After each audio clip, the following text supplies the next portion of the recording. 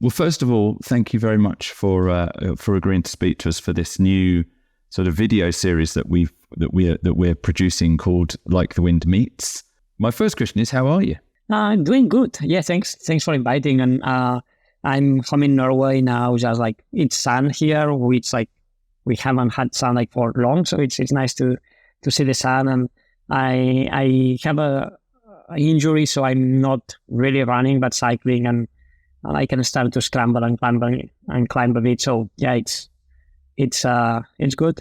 That's great, fantastic. Well, I know we don't have super long, so I wanted to kind of take you back. We actually have a piece coming up in the next issue of Like the Wind magazine, which we release at the UTMB, which starts off talking about your sort of explosion onto the trail running kind of consciousness in 2008.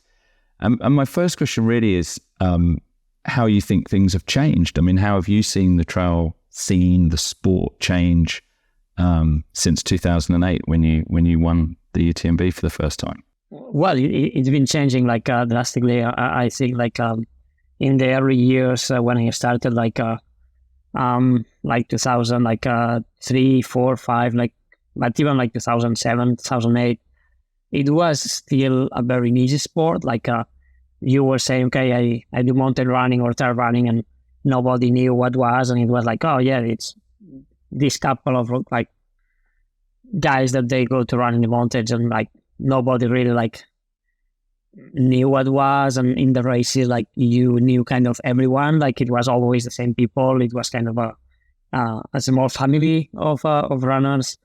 And I think like the background of those people, it was kind of very similar also.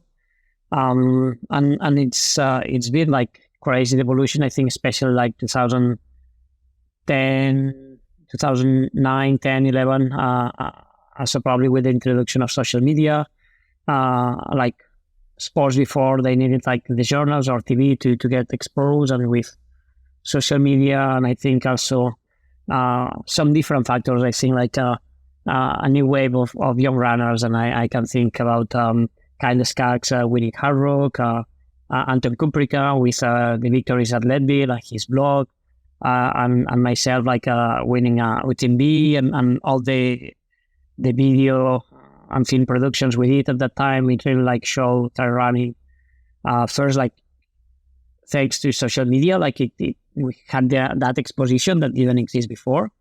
And then we show also like a way of trail running that was kind of fresh and nice, this connection to nature, and like the effort of that. And I think all these factors together make that during those years, the sport started to get known. Besides like the niche of the runners, so more people came to the sport. Basically, at the beginning, like coming from other sports, from athletics, from cycling, from people that was doing mountain sports. So they were coming to trail running. And then I think it's been evolving that now people start to trail running as the first sport. And the last years with the pandemic too, it's been like much more people going to the outdoors because like we like realized that we needed to be out and we needed to exercise more than ever. So it's been kind of a second wave of people entering the sport. And changes are, I mean, like I think it's always good and bad things. Good things is that more people is going to the mountains and more people is going to the outdoors. So I believe that people that goes to the outdoors, like you appreciate them and you want to respect them. And I think that's a positive thing. And then like just like that people is doing more sport, that we need to do sport like for health. And then the bad things I think is that this process, it demands education. It demands education on like that it's not only the physical capacities that you need, but all the technical part that it's not often understood from beginners. So like the safety needs to be like higher now. Like in the early 2000s, you could organize a race that was, or like they organized race from Courmayeur to the summit of Mont Blanc on down because people participating, they were like kind of mountaineers. Today, you could not organize the race because a lot of people with like physical capacities, but without the knowledge would want to participate. And so it's neat on education on the technical and knowledge skills, and also like I think on the probably like what's the most important. No, like I think for many, like we put it before, like the mountain spirit, before like the mountain values, before like the performance, the competition. And today I think we are that point that can be changing. And I think that's kind of risky. I believe that we are in a good position, that most of the trail runners, they care about these mountain values. But we are kind of on that moment that the sport is changing, and it's really, really growing. Yeah, it really is. It's growing super fast. I mean, it's interesting, your comment about media. I was had the opportunity to I would say interview your equivalent in the marathon space. I had the opportunity to interview Eliud Kipchoge, and I asked him what the worst aspects of dealing with the media are, and he was very gracious, and he said, "It's all good. Like, the media is great, but I wonder whether there's an element of the media is almost part of how the sport changes, because as you rightly pointed out, more people are drawn to it, and that puts more pressure on race organizers and the environment." Is that something that you ever think about? Yeah, no, and also the role of us athletes. Like I think media today, it's traditional media. It's but also like every athlete with the platform like of social media. It's also like kind of a media itself. So I think it's good for the exposition, but then it's like what we are exposing, what we are telling, and here it's kind of the risk, no? Like because what will get more attention? I think that's the first thing. We live in an era where like what gets more attention, unfortunately, is like the clickbait and like the fights. Like you are always looking for like some short titles that. So we are looking more for like some very sensationalist like content, but we are not looking for context, and that's the big risk, I would say, because like we are just telling like a bit of content without any context, like then like everything is lost. And I think that's the big risk with media. And when I talk media, I include like also the communication from the athletes and from the races and everything like that. So I think that's and it's naturally happening. Like it's not only on trail running; it's in every sport, but also like in society. Like we are seeing that, and that means that probably then it's more polarization. It's less discussion, or like it's just like screaming, but not like open discussion about like the evolution of things.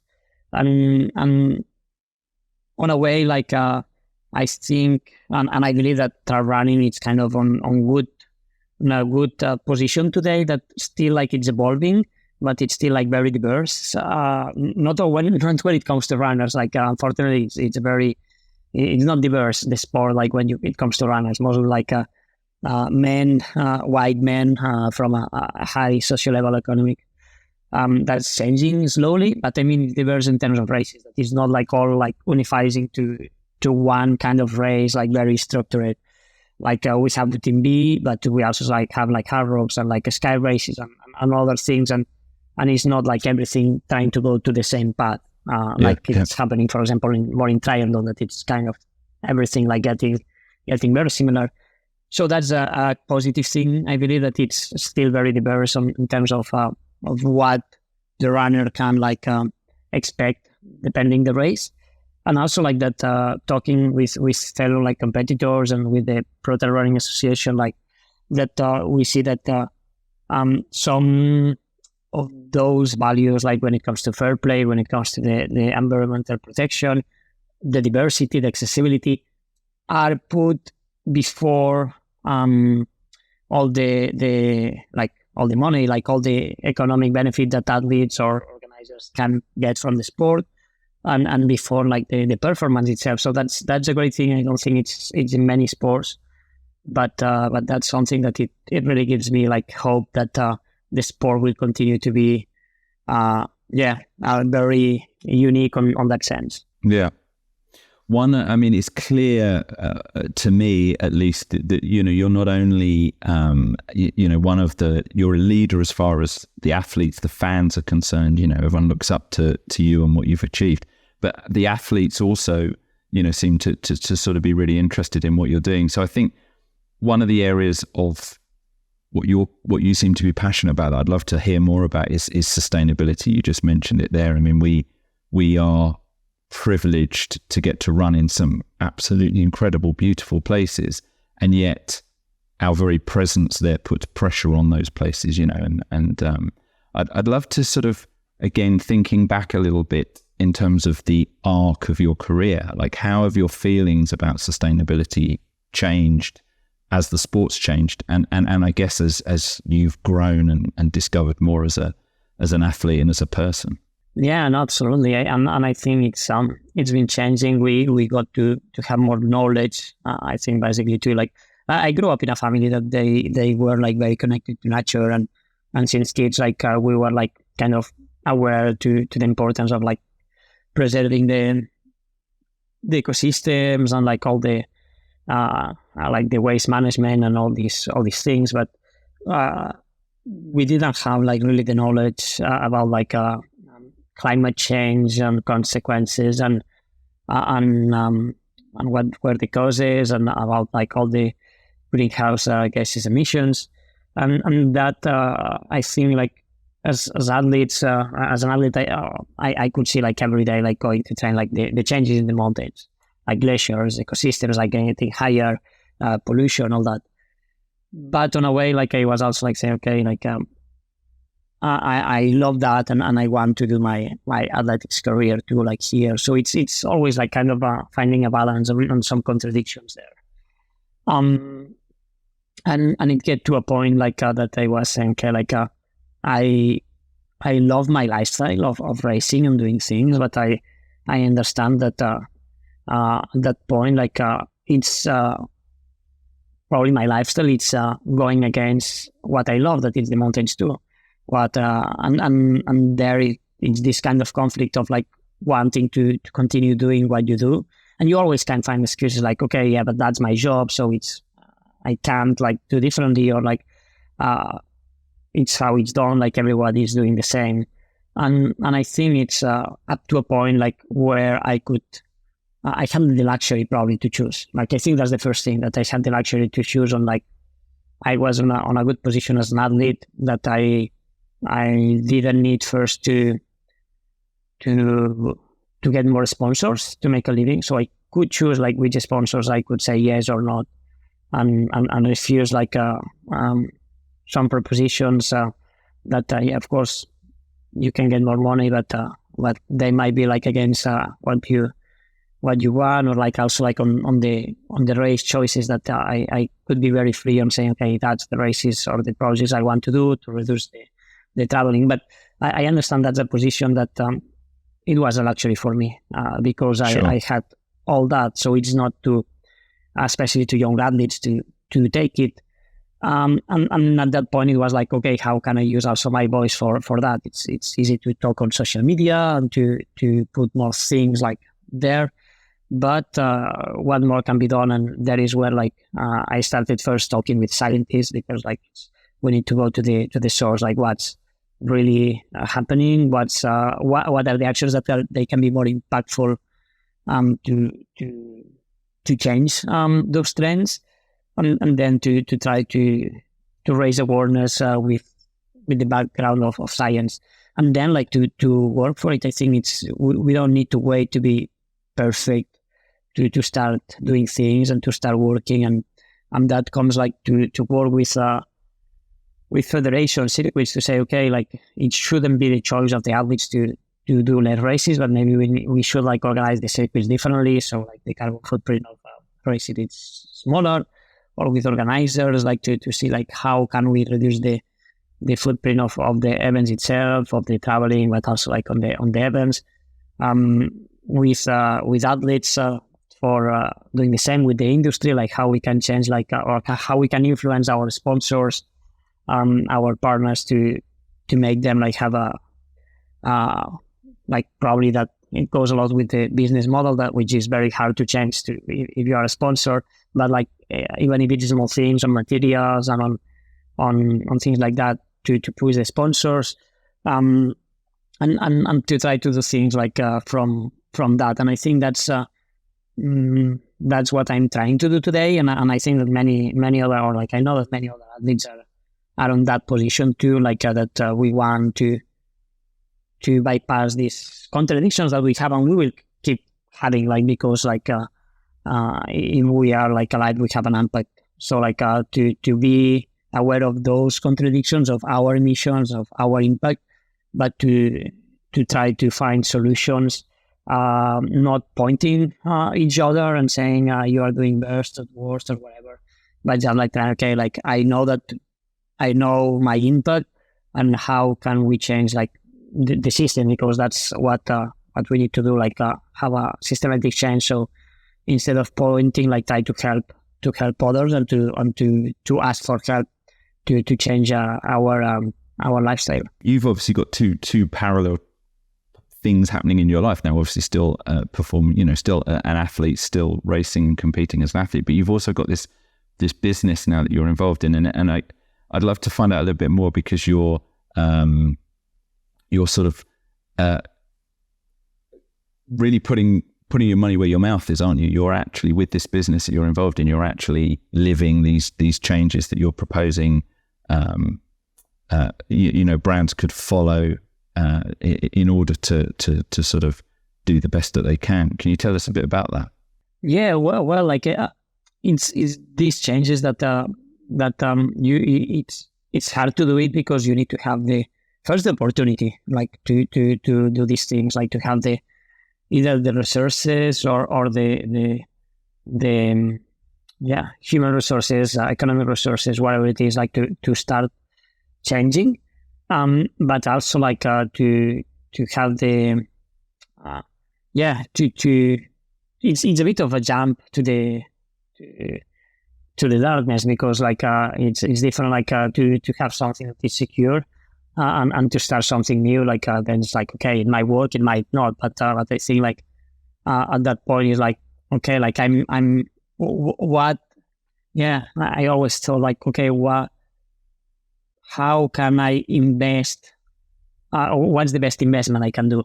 And we often think like on short term and on like material things, like but then it's like, okay, what's the best investment I can do? And I think, okay, it's trying to work for like a better like future for like my kids and the next generations. And that's what I find, that it's not something that you can like count, but it's something that is much more qualitative. And on those decisions is like, okay, like in the industry, how we can work for that. And I found people that have the same visions, and then we associate to start normal. And it's a bit like, it's the same, like we will have a lot of contradictions, we will have like back and forth in some things, and we will try to get better every time. Like it's we have a mission, and we want to go there, but we want to go there on a sustainable way. I mean, that it's not only like to try. If you want to change things, you also need to be able to last for long, like because you can do an experiment that it's very very cool, but it's not sustainable economically, or it's not sustainable on the time, and that will just be an experiment. And the goal here is to prove that we can make like a sustainable economically company, because like you need to pay the salaries, you need to invest. If you want to do things differently, you need to invest on like ways of production or things that needs some money, but at the same time like to be sustainable, like towards the environment, and that's the goal. And it's a long-term goal. It's we think like, okay, we have this utopia there, and we want to reach them, and I'm sure we will ever reach it, but the goal is like to walk every day towards that. and that's a bit what we are trying to do. And I'm happy that we have a very cool team of people that they have the same vision and motivation, and that we are working slowly but with a firm steps towards that. I'd love to just ask you before we wrap up, aside from what you're doing at Normal and the excitement that you've got about building that, what else are you seeing in the trail running world that's exciting you for the future? Well, it's many things. I think when it comes to the industry, we are seeing a lot of innovation, and innovation is always good. I think if it's made with sense, it's because especially I think when it comes to, we see a lot of brands that they are doing things for sustainability, and I think it's still a lot of sports washing and greenwashing. It's a lot of that, but it's some companies that they believe on that too, and without trying to make a lot of noise, they are doing good things, and that comes with not only materials and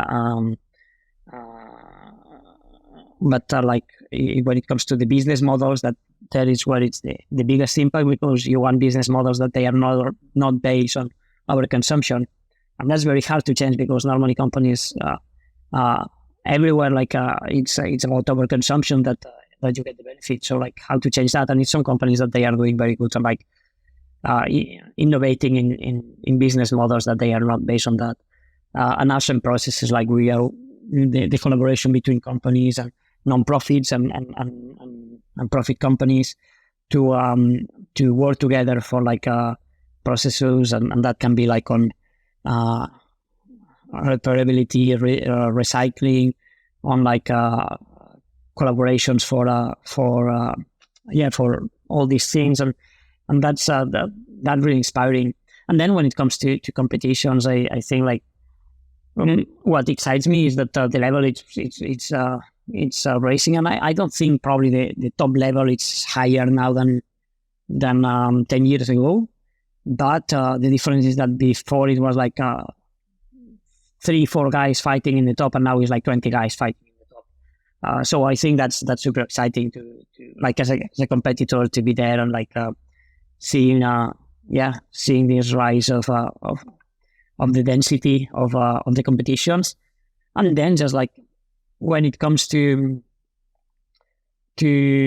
mountaineering, it's also we are seeing a new wave of alpinists that they are doing very cool things, that they have a crazy technical level, and they are very fit physically too. They are training very well. I'm seeing what they do. It's super cool. I think it's something that really bringing a new dimension in alpine projects. So, final question. Obviously, I don't know whether you think this yourself, but you're obviously now one of the elders of the sport. You've been around. You've been at the top of the game for such a long time. Yeah. What have you got left now? What's still in the pipeline for Kílian Jornet? What are you excited about doing yourself and looking forward to? Well, it changed a lot, the motivation, and mostly because I think when I was young, I wanted to participate or to win those races. The goal was to win the race, and now I think races are kind of an excuse to do things, to try things. So it really doesn't matter if it's one race or another, but it's okay, more to get the motivation to experiment with my body, and to do some kind of training, and to try to do something on a different way, and then the race is just the excuse to keep a bit the motivation higher, and to prove that the training method or that has been working. So I'm more interested probably in this physiology side of the sport than on the results of the races. And then in the mountains, it's just so many cool things to do. It's just from home, just starting from home, I have dozens of projects, and then you see at 50 kilometers from home, I have hundreds of projects. And then if you think about the Alps and Himalaya, it's thousands of ideas that they are there. And I know that I will not be able to try all of them, but just to think about that, and just to to every year like try to do something cool. That it's a bit different, and that it challenges me. I think it's about the challenging like different things, while it's physical or technical or a combination of both or like mental. I think it's what it really, it really motivates me today is like to find this kind of challenge. Well, as a fan of the sport, I'm delighted to hear that you still got thousands of things that you're planning. So I'm excited to keep watching and seeing what you're doing, and also, you know, hugely inspired by you know what you're doing from a sort of sustainability perspective and with your business. So thank you very much for your time. I'm extremely grateful. It's always a pleasure to speak to you, and you know, wish you best of luck with everything you're doing. Maybe we'll see you in Chamonix in a week or so, a couple of weeks. I lose track of when we're going. Yeah, Emily's going to race there. Like I will stay home. Like it's like I will not do a travel like to like that's a big footprint to not do a race and to just be there, and then it's just like better to rest and train and look for the next thing, and that's easier to do at home. But thank you very much for having the chat. I really enjoy it, and hope to see you soon. Wonderful. Thanks for your time.